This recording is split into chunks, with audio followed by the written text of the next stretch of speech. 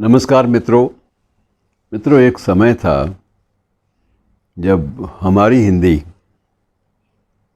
और हिंदी की जो प्रकाशन की जो मार्केट है, प्रकाशन का जो बाज़ार है, उसमें बहुत सारे पात्र ऐसे भी होते हैं, ऐसे भी होते रहे हैं पास्ट में, बीते दिनों में, जो कहीं एग्जिस्ट नहीं करते। लेखक कहीं है ही नहीं। इसे नाम दिया जाता है कि ये भूत लेखन है, अर्थात लेखक जो है वो भूत है, अज्ञात है। और कभी भी ये देखा नहीं गया कि उस अज्ञात लेखक के बारे में अक्सर होता है कि हर पुस्तक के पीछे पूरा परिचय दिया जाता है, लेकिन पूरा परिचय कभी भी किसी भी पुस्तक में, उन पुस्तकों में जिनका मैं जिक्र कर रहा हूँ, भूत लेखकों की पुस्तकें, उसमें किसी में भी जिक्र नहीं होता था।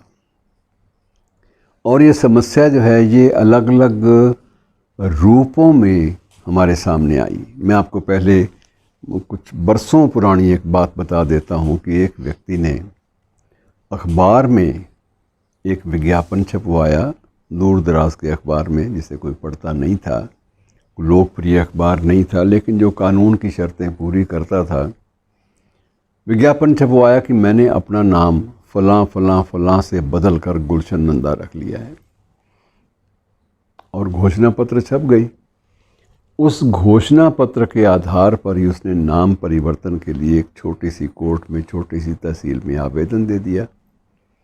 आवेदन देने के बाद नेचुरली वो स्वीकार हो गया, क्योंकि लीगल जो बाध्यताएं थी उस समय, वो सारी की सारी उसने पूरी कर दी। लीगल शर्तें, कानूनी शर्तें सारी पूरी करने के बाद उसका नाम बदल गया। किसी ने आपत्ति भी नहीं उठाई। ये तो इस नाम का तो लेखक है, बहुत ही जो लोकप्रिय भी है, जिसका नाम बड़ा जाना पहचाना है। अब उस पर मुकदमा चला। जब मुकदमा चला तो कोर्ट में उस शख्स ने बयान देकर कहा, जी मैंने अपना नाम फ़लाँ से मैंने अपना नाम बाकायदा पूरे कानूनी प्रावधान प्रयोग में करते हुए नाम बदला है, और ये मेरा अधिकार है। मैंने नाम बदला। आपत्तियों के लिए निर्धारित अवधि तक किसी घोषणा को फिर मैंने समाचार पत्रों में छपवाया, लेकिन किसी ने कोई आपत्ति दर्ज नहीं की और मैंने नाम बदल लिया। इसमें किसी को कानूनी रूप से क्या आपत्ति हो सकती है? और मित्रों, यही होता रहा कि जो वास्तविक बंदा था, लेखक लोकप्रिय, उसको उसके मैनेजर ने, उसके प्रबंधक ने कोर्ट में मुकदमा किया कि महाराज जी, एक व्यक्ति इस नाम का अनुचित उपयोग करते हुए अपनी कमाई कर रहा है। उसने अकाउंट भी खोल रखे हैं, उसने सारा काम किया हुआ है, और जो भी वो प्राप्त करता है वो अवैध है, जबकि उसका इस नाम वाले असली लेखक से कोई संबंध नहीं है। लेकिन बहुत देर सुनवाई के बाद, लंबी चौड़ी सुनवाई के बाद, वो कोर्ट भी छोटी सी थी किसी शहर की, तो उसने यही दिया कि भाई, असली गुलशन नंदा के पास तो कोई प्रमाण भी नहीं है कि वो असली है। इसके पास तो प्रमाण है, क्या करेंगे आप? इसने अपना नाम बदला है, लेकिन असली ने कभी घोषणा ही नहीं की कि मेरा वास्तविक नाम ये है। अब मुकदमा सामने आया है तो इसका निर्णय किसी ऊंची अदालत से करवाया जाए, क्योंकि ये हमारे तो सीमा क्षेत्र से बाहर है। बहरहाल जो भी था, कानूनी नुक्ते जो भी रहे होंगे, बात यह है कि अल्टीमेटली जो नकली था वो जीत गया, ऊपर भी, बड़ी अदालतों में भी, और जो असली था वो हार गया। असली के पास कोई कानूनी प्रावधान, कानूनी पत्र नहीं था जिसके आधार पर वो सिद्ध कर सकता कि ये उपन्यास का मूल लेखक वही है, और नकली के पास इस बात का प्रमाण था कि ये उसका नाम गुलशन नंदा है। तो ये चीज़ें बहुत काफ़ी समय से चल रही हैं। मैं जिस बात का जिक्र कर रहा हूँ कि अभी हाल ही में एक लेख मैंने पढ़ा एक समाचार पत्र, दैनिक समाचार पत्र में। उसमें एक पात्र के बारे में सामने एक चीज़ आई कि कुछ उपन्यास निरंतर छपते रहे और उसमें जो लेखक होता था वो कर्नल रंजीत के नाम से होता था। कर्नल रंजीत के लिखे हुए उपन्यास बेहद चर्चित भी हुए, लोकप्रिय भी हुए, और कहीं कहीं तो उसकी बिक्री जो थी उन उपन्यासों की वो 1 लाख से भी ज़्यादा चली गई। और जब भी उसका कोई प्रिंट ऑर्डर कर्नल रंजीत के किसी उपन्यास का होता था तो वो लाखों में ही होता था, हज़ारों में नहीं होता था। और मित्रों, गज़ब की बात यह है, आश्चर्य की बात यह है कि इस नाम का कोई लेखक ही नहीं था।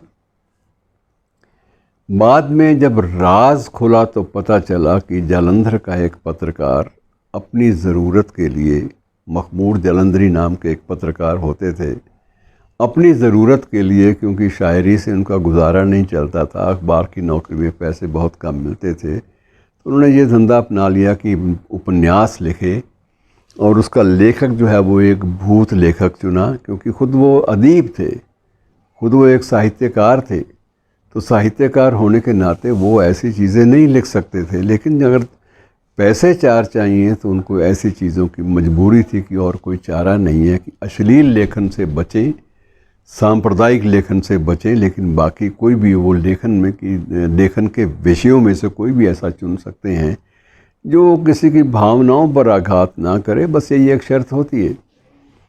और कर्नल रंजीत के नाम से कितने ही उपन्यास छप गए, और सभी उपन्यासों की जो थी प्रकाशन संख्या, मुद्रण संख्या वो 1 लाख से ऊपर थी।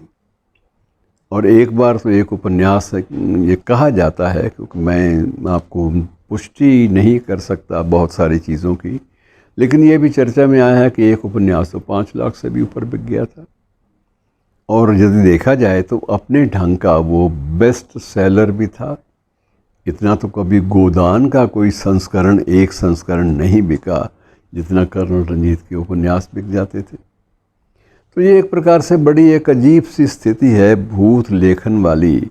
और भूत लेखन के बाद जब मुझे एक बार पुस्तक व्यवसाय में मैं पढ़ा, बहुत पुरानी बात हो गई, आज से लगभग 30 साल पहले की बात, एक मेरी छोटी सी एक पुस्तकों की दुकान थी। नाम भी बड़ा अच्छा रखा था अपनी तरफ से सोच के, 20th सेंचुरी बुक डिपो।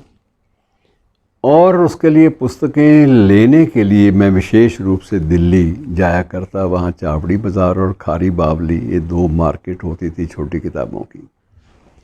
तो अक्सर हम लोग प्रकाशकों से आधी कीमत पर या कुछ मामलों में 70% कमीशन पर भी किताबें ले आते थे, और कुछ मामलों में ये होता था कि किताबें हम ले जा रहे हैं, आपसे 50% पर ले जा रहे हैं, लेकिन अनबिकी पुस्तकें आप वापस ले लेंगे। और इसी सिद्धांत पर, इसी शर्त पर हम लोग किताबें भी ले आते थे।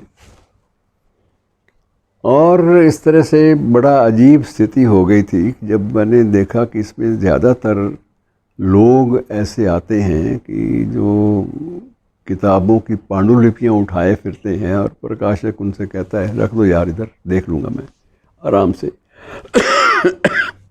तुम्हारे पैसे अकाउंटेंट को बोलता, अपने मैनेजर को, इनका जो शुल्क होता है यार वो दे दो, इनको अदा कर दो, साइन करवा लेना। चलो, और ये पांडुलिपियाँ जब एक बार मेरे बैठे बैठे 7-8 आ गई तो मैंने कहा इतनी पांडुलिपियाँ आप क्या करेंगे? कहने लगे भाई जान भी तो छुड़ानी है। प्रकाशक ने कहा मैं कैसे, क्या हुआ? कहने लगे ये हमारे पास एक स्टॉक इकट्ठा हो गया, जब चाहे छाप लेंगे, पढ़ लेंगे आराम से, लेकिन इस लेखक को मैं कहीं और नहीं जाने दे सकता। तो मैंने कहा ऐसा महान लेखक कौन है, नाम तो बता दीजिए। कहने लगे नाम जान के क्या करोगे, क्योंकि इस नाम का लेखक आप तो जानते ही नहीं हैं, लेकिन मैं जानता हूँ, मेरा बाज़ार जानता है। तो मैंने उससे पूछा कि मुझे कहानी तो बता दीजिए। तो बाद में प्रकाशक ने स्वयं बताया कि ये एक पूरा का पूरा वर्ग है, पूरा का पूरा एक बाज़ार है जिसमें भूत लेखक बसते हैं। और वो भूत लेखक सिर्फ अपनी रोटी रोज़ी के लिए मेहनत करके रुचिकर उपन्यास, जिसमें रोमांच हो, जिसमें सिहरन हो, ऐसे उपन्यास लिख के ले आते हैं। उनमें से कई तो बहुत ज़्यादा चल जाते हैं, और कईयों की प्रकाशन संख्या, मुद्रण संख्या, जैसे पहले मैंने आपको बताया कि लाखों में चली जाती है। लेकिन यह सिलसिला थमता नहीं है। एक बार मकबूर साहब पे किसी ने पूछ भी लिया कि मकबूर साहब आप तो अलग किस्म के प्रतिष्ठित अदीब हो, साहित्यकार हो, आपके जो शेर व शायरी जो है वो लोगों को ज़ुबानी याद है और लोग उनको कोट करते हैं, उद्धृत करते हैं, और आप ये किस पचड़े में पड़ गए तो कहने लगे भाई रोटी कौन देगा। मुझे अपना घर चलाने के लिए, अच्छी सामग्री लिखने के लिए अच्छा माहौल भी तो चाहिए, और अच्छा माहौल मैं जो वेतन अखबार से मिलता है इससे तो मैं सिर्फ आटे का, दाल का खर्चा ही मुहैया कर सकता हूँ या मकान का किराया अदा कर सकता हूँ, और तो कुछ भी नहीं बचता। और फिर मैंने ये चुना। इनसे मिलती जुलती एक छोटी सी घटना आपको और बता देता हूँ इसी जगत की, वो भी बड़ी दिलचस्प है। एक हिमाचल के एक लेखक थे, नाम नहीं लूँगा मैं, लेकिन बहुत सारे लोग इस घटना को इससे परिचित हैं, लेखक वर्ग के, इस उत्तर भारत के। उस लेखक ने एक उपन्यास लिखा और उपन्यास में औपन्यासिक जो तत्व होते हैं उनकी दृष्टि से कोई कमी नहीं थी, और वो उपन्यास प्रकाशक ने कुछ पैसे लेखक से लेकर छाप तो दिया, लेकिन बिका नहीं। उसे बड़ी परेशानी हुई कि ये क्या है। जब मेरा प्रकाशक भी मेरे से प्रसन्न रहा है कि ये बड़ी अच्छी पुस्तक है, मुझे लगता है बिक जाएगी, और मैंने छपने के लिए दे दी, और पहले अपना जो एक संस्करण था उसके लिए पैसे भी मैंने जेब से दिए, पैसे का कुछ हिस्सा भी जेब से दिया, और उसके बाद उल्टा मुझे पैसे तो वापस क्या मिलने थे, नाम प्रसिद्धि कुछ भी नहीं मिला। उसके बाद किसी मित्र ने उसको सुझाव दिया कि इसका उपाय और है, और वो तुम उपाय करके देखो, ये तांत्रिक अनुष्ठान होता है ये भी, तो ये कर लो शायद।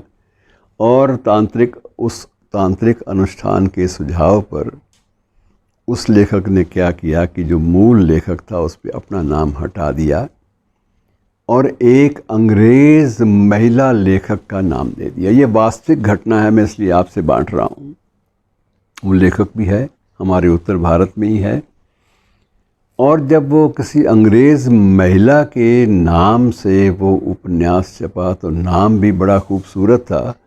उस महिला लेखक के नाम से छपे उस उपन्यास ने तहलका मचा दिया और सारे बिक्री के रिकॉर्ड टूटे, और प्रकाशक ने भी प्रसन्न होकर सबसे पहले तो लेखक का जो अग्रिम लिया था 10,000 रुपये छापने के लिए, उसको वो वापस किया, और उसके बाद कहा भाई साल में 2 बार मैं पारिश्रमिक का हिसाब करता हूँ, एक बार 30 जून को और एक बार 31 मार्च को।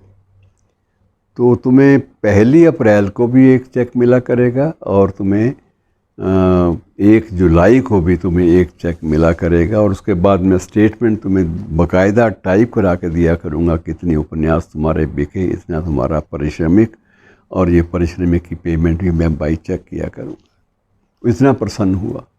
तो मित्रों, ये जो भूत लेखन वाली है, अब इसमें सिर्फ अध्ययन का केंद्र ये बात नहीं है कि किसने क्या फ्रॉड किया। अध्ययन की बात ये है, मनोविश्लेषण की बात ये है कि जो नहीं है उसके साथ कोई रोमांच जोड़कर हम उसको तो पसंद करते हैं, लेकिन जो है वो कई बार हम अच्छा भला नाम देखकर भी, अच्छी भली चीज़ें देखकर भी हम पसंद नहीं करते। कंटेंट अच्छे होते हैं, उसकी जो कहानी है उसमें दम होता है, लेकिन हमें पसंद नहीं आता, क्योंकि उसमें आकर्षण का कोई बिंदु जो हमारी कमज़ोरियों को पूरा करता हो वो नहीं होता।